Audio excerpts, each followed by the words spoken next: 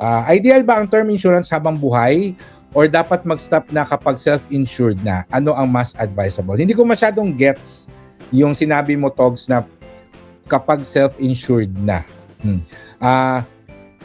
What I can tell you is that yung term insurance or life insurance in general, you get that because you have financial dependent, di ba? So pag may nangyari sa'yo, merong ibang tao na medyo magkakaroon ng financial difficulties. And para mo maitawid sila dun sa financial difficulties nila kasi ikaw ay breadwinner, ikaw ang bumubuhay sa kanila, kukuha ka ng life insurance. Okay? So ang pinakamura na type ng life insurance ay term insurance. Wala siyang kasamang investments and nag-e-end siya, nag-e-end yung term niya. May mga kumukuha ng mga life insurance with investments kasi from being a source of financial protection, they want it to be converted to a source of funds in the future, no? Mas mahal ang insurance with investments, and personally kung ang kailangan mo ay investment, mas maganda na mag-invest ka na lang kaysa kumuha ng insurance with investment. But again, may case-to-case basis, personal finances personal, may mga tao na mas okay sa kanila kumuha ng insurance with investment.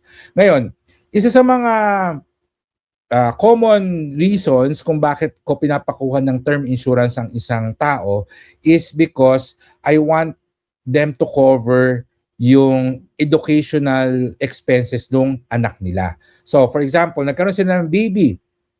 Di ba, financial dependent mo na yan. And one of your responsibilities as a parent is to provide for their education. So, computin mo na magkano yung magagastos ko sa pagpapaaral sa anak ko hanggang sa graduate siya ng college. So, that's 21 years of expenses. So, let's just say, for example lang, 2 million. No? 2 million. I think that's a little bit low already given yung inflation sa education natin. But let's just say 2 million, which would be around 10,000, 12,000 a year. No? So, kuha ka ng term life insurance, 12,000 a year, that's 2 years, 2 million na death benefit na nakabangga dun sa educational expenses ng anak mo. So, by the time na mag-21 yung anak mo at graduate na siya, makakuha na siya ng sariling trabaho, hindi mo na rin kailangan yung term insurance, di ba? So, pwede na siya mag-expire or hindi mo na siya kailangang i-renew.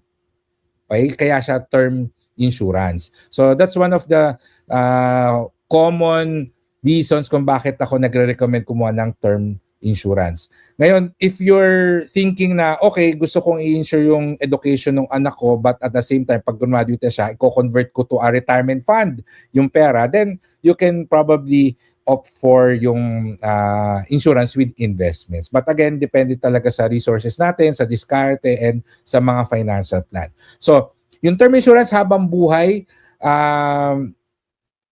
lalo na kung magbi-BTID ka, no? BTID, Buy Term Invested Difference.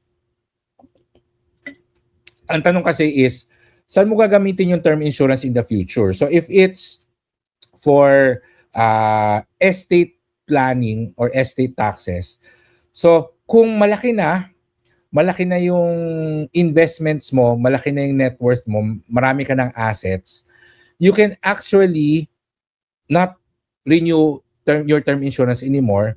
Tapos yung iba, ang ginagawa, kumukuha ng single pay VUL.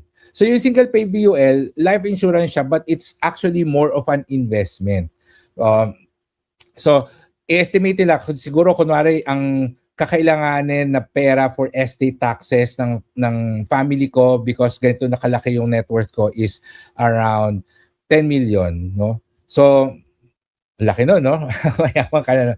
So yun, they liquidate around 10 million siguro, depende sa edad mo yan. So sabihin natin mga 8 million of their assets, put it in a single pay VUL, tapos yun yung estate planning nila. So wala silang term insurance pero insured pa rin sila through an SPVUL na yun yung magko-cover nung estate taxes. So actually marami pang tools yan. May iba gumagawa ng sariling corporation, may mga estate planning products and services na kinukuha, etc.